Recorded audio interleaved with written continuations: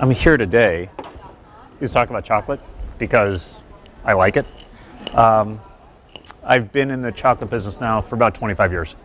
A long time ago, I went to Paris. I learned to make chocolates, made a lot of high-end truffles and things like that. Then we had our own wholesale company doing chocolates. Then we got into retail stores, made our own chocolates and pastries. Then we got into the coffee business, started making chocolate drinks like hot cocoa. Now we do those kinds of products as well as other drinks for coffee shops, cafes, QSRs, what have you.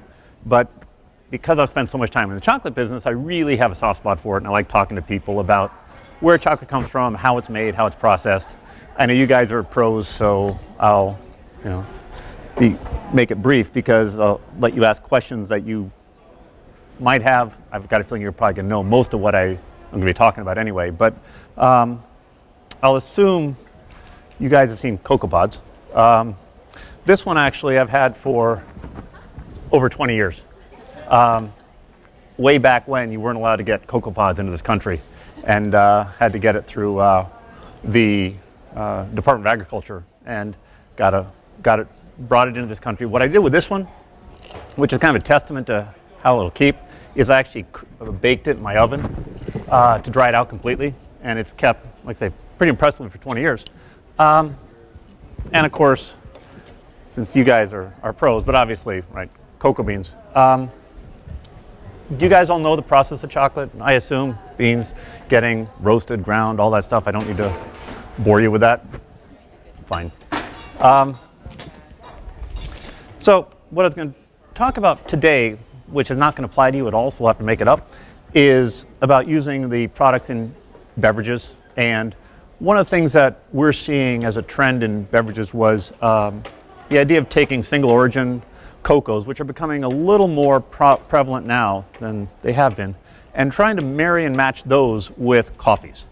And we're finding that a lot of customers in the third wave coffee shops have unique espressos, and they're finding ways to match a particular taste profile from a geographic region of coffee with the same thing in chocolate. Hello, how are you? I'm going to give you guys I'll just grab some and take it and make it easy. This is a product we created a couple years ago, and it's kind of fun. We took nibs, caramelized. We had a customer basically that wanted a product they could add into their drinks to add flavor and texture and crunch in a blended drink. And the challenge was we wanted something with chocolate, but we couldn't do anything with a chocolate coating because a lot of their blended drink sales are in the summer, and so we couldn't ship anything with chocolate for obvious reasons, melting. So what we did is we created this product for them. We took a nib, caramelized the nib, covered it in cocoa powder, which obviously wouldn't have the issue around melting, and then delivered it to them. And what they've done is they basically took it and added it to their drinks, and did some really fun stuff. Part of what they're doing as well was the idea that adding a value-add ingredient to the beverage. This ended up being a really interesting promotion because nobody's done it. Working with nibs is really kind of a pain in the ass. If you're not going to take it through the traditional grinding step to make chocolate out of them, trying to make something that's kind of fun, that's hard. So anyway, this was a solution to delivering a chocolate product for them, which would work in a blended drink and not have the issues around melting, but also deliver taste, crunch, texture in a beverage. One of the things that we've been, again, seeing is, and cheers me a lot, is that in the last 5, 8, 10 years, a dramatic shift in the quality of chocolate in the United States, which is really cheering me up. You guys do a terrific job. I was just mentioning that I've been to your plant, spent a lot of time with a lot of our customers. Actually, we have a bunch of customers based in Burlington, so I've been up there a number of times and gotten tours with Jim of your facility, and I think you guys do, like I say, some really cool stuff. And you guys were one of the first to really start, pioneering better quality stuff. what's nice about it to me is that we're seeing a simultaneous increase in quality of chocolate along with quality of coffee. The two obviously go together well. And what really cheers me is that we're also seeing not just a qualitative rise in products, but also companies marrying the two. Between the coffee shops adding specialty mochas to the menu, adding specialty coffee drinks to the menu, as well as chocolate shops adding coffee to their drinks, I really think it's something that's terrific for the whole industry. We're obviously about beverages in a big way. And to me, whatever we can find that's going to increase quality for consumers in chocolate or coffee is just going to help all of us. You asked about tasting wheels. This is a tasting wheel I developed a couple years ago because I thought that people should be learning, you're welcome, about taste profiles in chocolate just like coffee. Obviously, sure. Obviously, here at the SCA, we've had tasting wheels for coffee for a long time. And, obviously the attempt is to try and create a common language for trying to understand the different taste characteristics of the different kinds of coffees. I want to do the same thing for chocolate.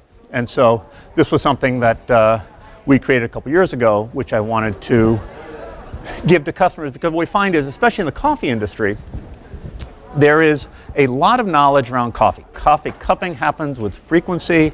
People learn the language. They understand how to communicate the different taste attributes of coffee, but it stops there.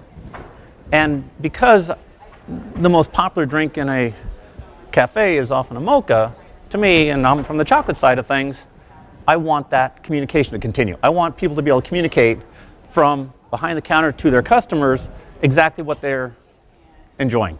And I think, again, whatever will help dialogue, whatever will help communication around quality products, coffee, chocolate, what have you, is good for all of us in the industry. And so this was, like I say, this was the attempt to do it.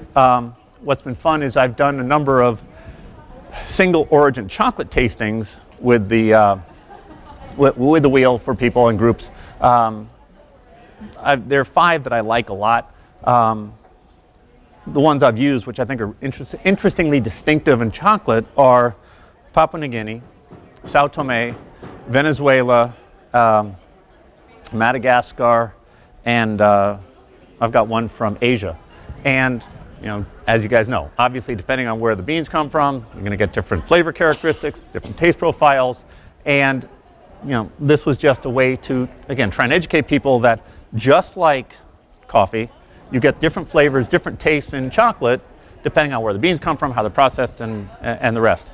And so it's been a really kind of fun thing to do, to try and educate people that, yes, you're in the coffee business. Chocolate is, frankly, far more appealing to most people than coffee. And, people need to learn more about it. And it's something that we should be sharing wherever we go. So anyway, that's really all I've got for you guys. And if you have any questions or want to talk about anything, happy to. Sure. And welcome, Jan. I'm from El Salvador. Yep. And we are just now going through a revival of our cacao. We're a super coffee nation, but being hit with rust. La Roya is terrible. I just came out of 2 days of conferences at the symposium on La Roya. Yeah. We were the original exporters, back in the day, where El Salvador was the first export to the Queen of Spain of cacao. Sure. And so, it's a Mayan drink. It was very sacred back then. So now the whole country, and I think Central America, is kind of going back to that. So there's some criollo. Is that criollo? Yeah. Species still there. Yep. We were just talking about this not too long ago about how can we merge coffee and cacao, and as opposed to cacao coming over and taking over coffee, how can we merge it and make it something really special?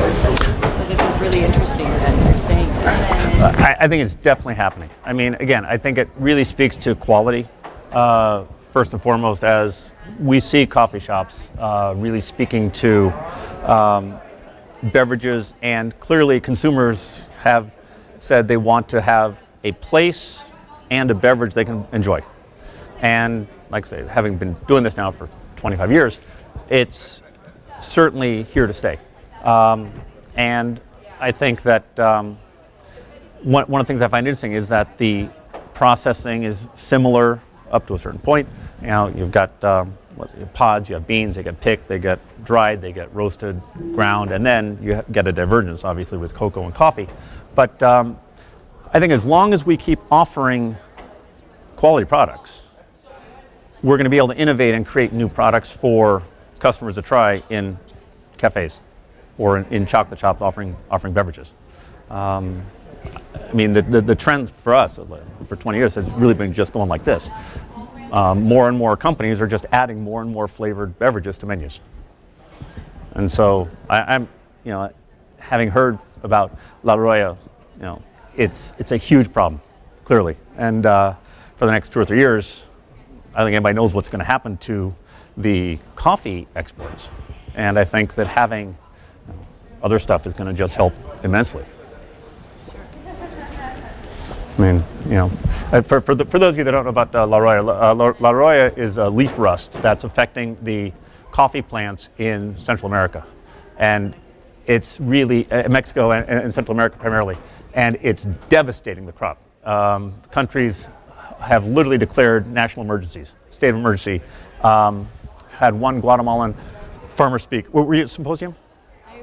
I wasn't, but I just got the leaf rust lecture. Yeah, okay, so one of the farmers spoke, and this is a farmer who has been, his family farm goes back to 1899. So they've been farming for over 100 years. And he said they're looking at, currently 2/3 of their crop has been wiped out. They expect Guatemalan coffee exports through the country to drop up to 70% in the next 18 months. I mean, it's truly devastating. I mean, it's unbelievable. I mean, they were showing pictures of the coffee trees, and you can see the trees, and you've probably all seen the pictures of coffee trees with the red cherries on them. And here you literally had a grove of twigs with like 3 cherries. There was nothing else there. And so it's really a problem. And leaf rust is, you know, they're trying to figure out literally what to do, and how do they treat it, and it's a problem. Altitude coffee, which is about from 700 to 900 meters above sea level. Yeah. Those same conditions cacao can grow in those same conditions. Yes. So the midland coffee is, you know, a lot of farmers are just considering the trees are done anyway. The trees are done, and one of the big questions is can they change the one of the possible solutions? There's a type of coffee bean tree species that's resistant to Roya, which is I think is it the Catimor? I think Catimor, which is the resistant one, and it doesn't. And the problem is, like everything, is trade-offs. The Catimor doesn't give you quite the same brightness and flavor in the cup as the Típica Bourbon Catui, but at least you won't get a devastated crop. And so, you know, and at the same time, you know, cocoa has its own problems, pests, witch broom as well.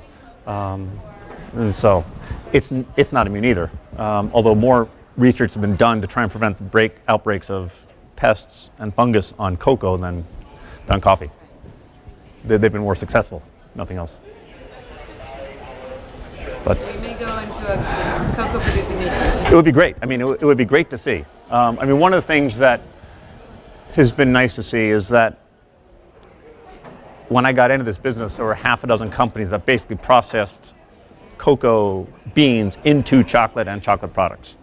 Now, I mean, like you guys are doing it and looking at doing it, and you're getting a lot more companies that have the ability to process from bean to bar and other products, which is really nice because it opens up a whole new distribution method, and you can now start picking and choosing from a much greater diversity of origin beans to get you those different taste profiles that are going to give you different, you know, flavor and taste characteristics. And I think that's just, again, it's good for the whole industry.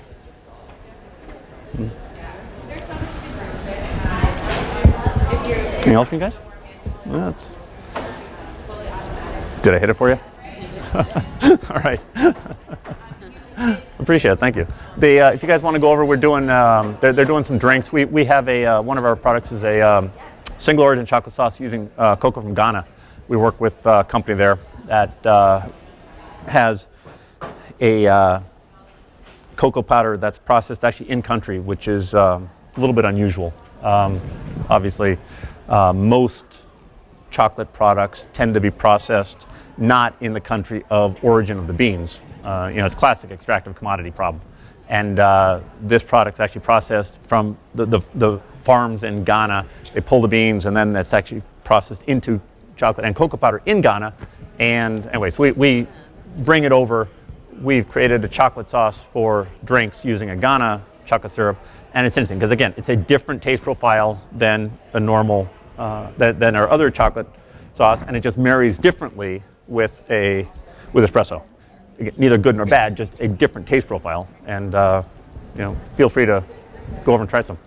El Salvador is producing and doing the whole process. Well, it's starting to happen now. It's starting to happen, and again, it's one of the changes in the last 20 years of you're seeing factories in producing countries, which is great because it's a way to add value to the supply chain. And really, the model needs to be upended to where you can actually have countries of origin being processors, because that's where you add the value. I mean, you have to have The whole circle. you have to have the whole circle. And really, all the value traditionally in extractive commodities was in the third world. Third world countries would produce the commodity, and the first world countries would process and add the value to it. Kind of like green coffee. It's just like green coffee, it's the same thing. And so obviously, if you can have it set up where it's going to be, you add value into the origin country, everybody benefits.